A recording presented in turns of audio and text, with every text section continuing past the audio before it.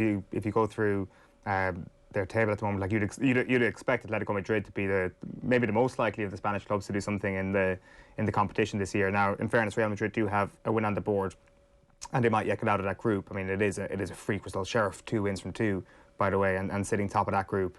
And then obviously you're talking about Barcelona as well, who are sitting bottom of their group, behind Benfica, behind Dinamo Kiev, with Bayern Munich on top of Group E at the moment. That's after one game, obviously their second game tonight in that one. But yeah, Atletico probably the biggest shot of the three, you suspect.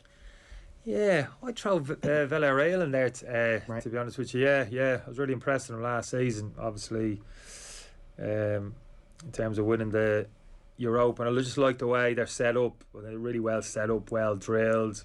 Techniques, not too many standout players, but really good, really well set up, kind of in and out of possession. So I think they're the type of team who could kind of navigate their way through the group stages. I know it's not easy in Manchester United's group; it's not a given, but I think United have it all to do against them tomorrow evening. I wouldn't want to be playing these off the back of United coming to the game lack a bit of confidence, and you want to giving of a game, like, really, in terms of getting yourself back on track. This isn't it. These are a really clever outfit. Got some good operators.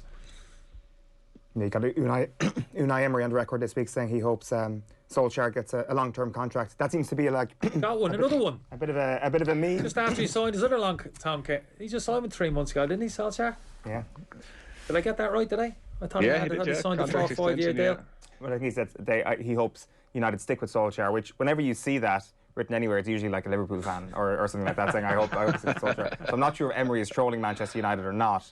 But I don't know. Like, I mean, where are you on Solskjaer, Kenny? I'm sure this has been brought up with you in the not too distant past. I'm not too sure. In terms of what? In terms of the current job that he's doing. Stick or twist? What, today? Well, yeah. How much longer does he have before you decide, right, look, you gave it your best shot. Thanks very much. You're a club legend. You did your best, but it ain't good enough. Yeah, I think that's fair, to be honest with you. I think we're getting close to that. To that point.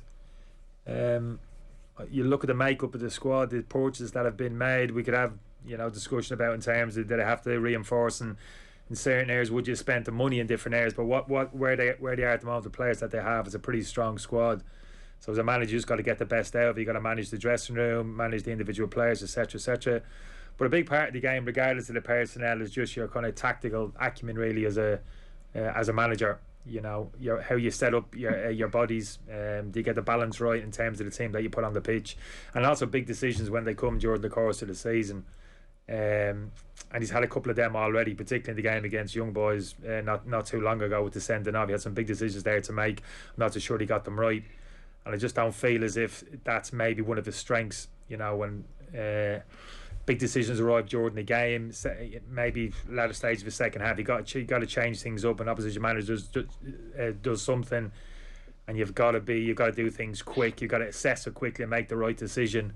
I doubt him a little bit, but I know body language isn't everything, but sometimes you never get a sense if he's got a clear picture in terms of what he needs to do. A lot of talk and a lot of discussion going on the sideline with his cohorts around him in terms of what it needs to be done. So I think some managers are very clear and are very good at it. I think Tuchel, to be fair, has really impressed me in that respect since he's come in.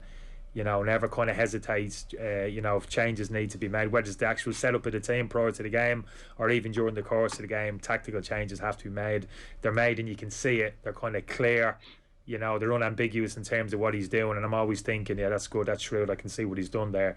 Whereas Solskjaer, I think, I'm not too sure about, and it's not everything, but I think it's an important cog in the wheel in terms of having that ability to assess things coolly as the game's going on and make those kind of judgment calls and make those substitutions and get those decisions right. So I would question his ability to a certain extent in that respect, and that could be a problem. Can you learn that on the job, or can you hire somebody in your backroom team who's good at that you just go, right, I think it's a fair point. I'm going to be the public face here. I'm going to make sure that the superstars are happy.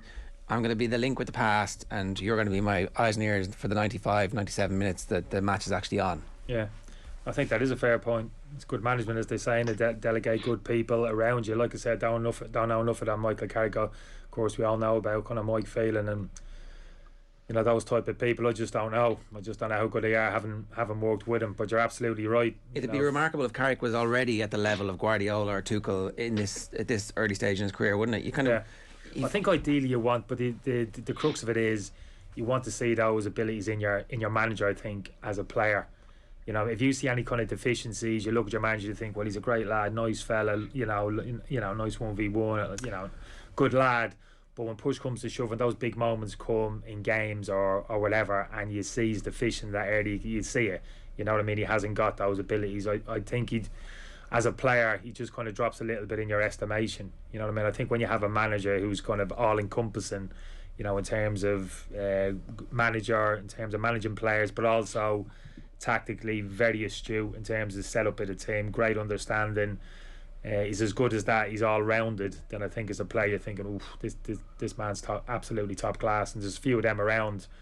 But I think you're right. Not all managers have that ability, and they get good people around them to kind of supplement them. But at the moment, that would be a little bit of a worry with Solskjaer at the moment. So yeah, I think he's got to be a little bit careful. I don't think he's heading for the door in the foreseeable. But see, here's the thing, right? I didn't either. Certainly didn't. Like 3 weeks ago, you thought the wins were coming, the performances will get better.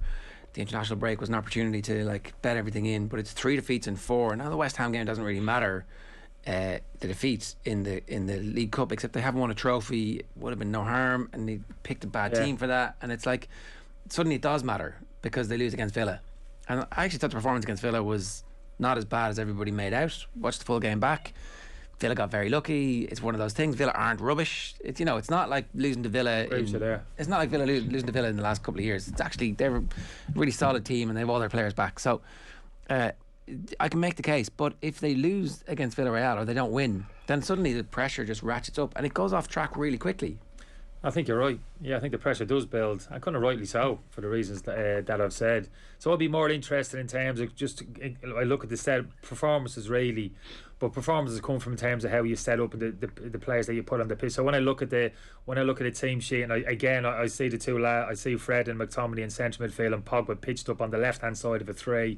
For me, straight, I'm talking about in terms of set up of the team, set the team up in balance, that type of thing. You know, players complement each other, etc., etc. Straight, I'm thinking, oof, bloody hell! Surely we're not still pitching Popper up on the left hand side of it. So he can't play there. There's certain fundamentals there that in that team for me, which if you're going to play with the two in there, you know, you haven't got that top class number 6 that we were talking about a little bit earlier, and you haven't gone and invested in it. You haven't brought that player to the football club, and that's another issue. Whether he could, we don't know. So you are where you are.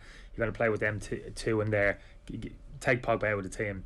You know, you pick you pick Sancho, you pick Rashford, Martial, whoever it is who operates off the flanks, whoever you want. You know, don't play a central midfield player left side of the 3 for me, because you're carrying him out of possession of the football. So straight away you're out of sync. So you got to see that for a start. Put Pogba in the team in his best position, one of those central areas, wherever it is a holding 6 or maybe an advanced 8.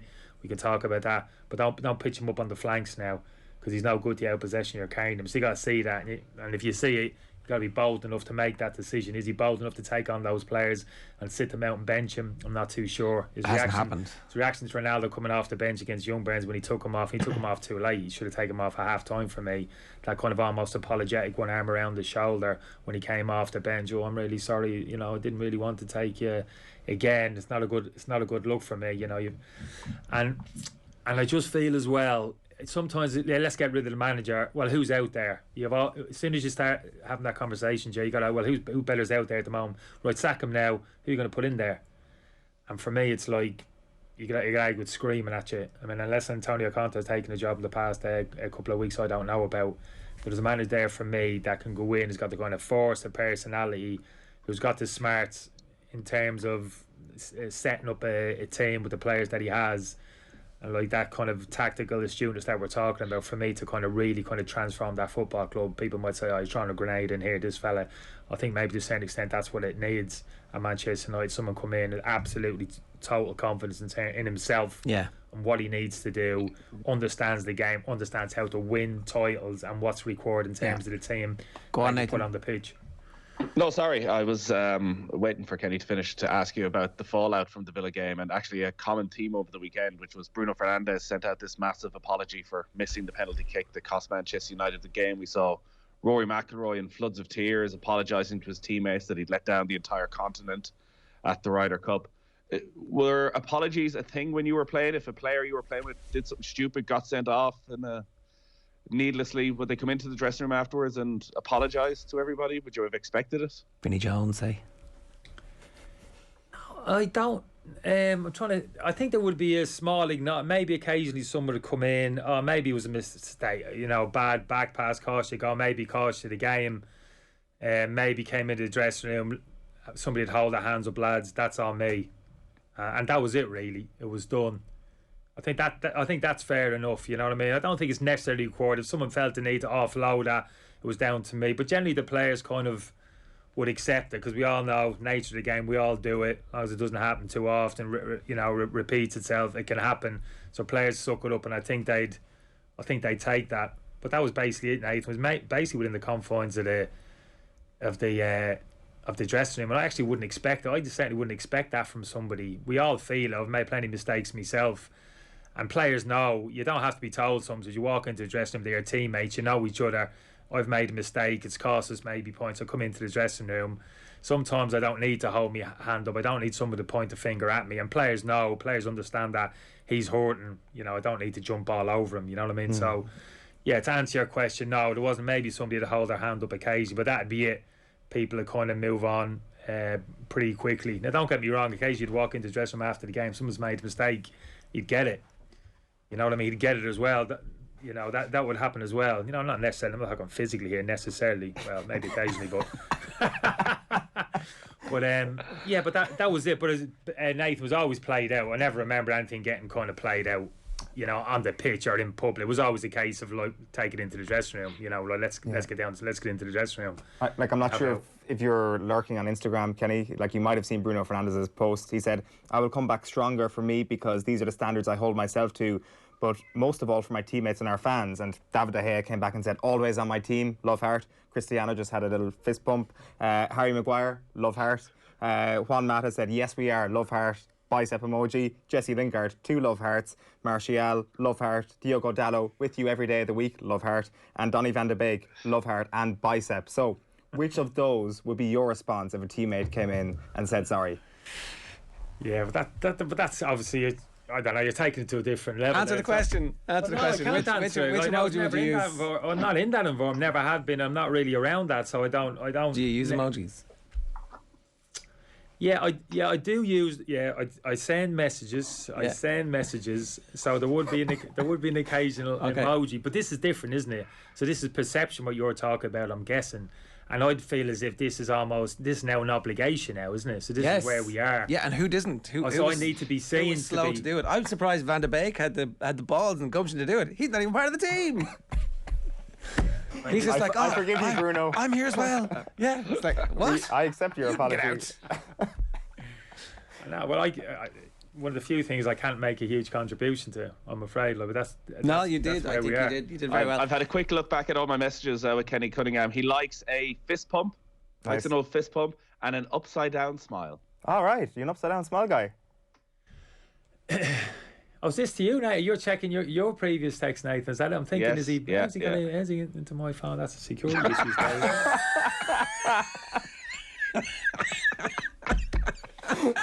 Right. It would have been a security issue. Yeah, very, very. I mean, phone hacking. Nathan would have been on sticky wicket there. But luckily, you sent those messages to him. Come here. It's all right. Nothing wrong with those. There's nothing wrong with that. But like I said, that's different, isn't it?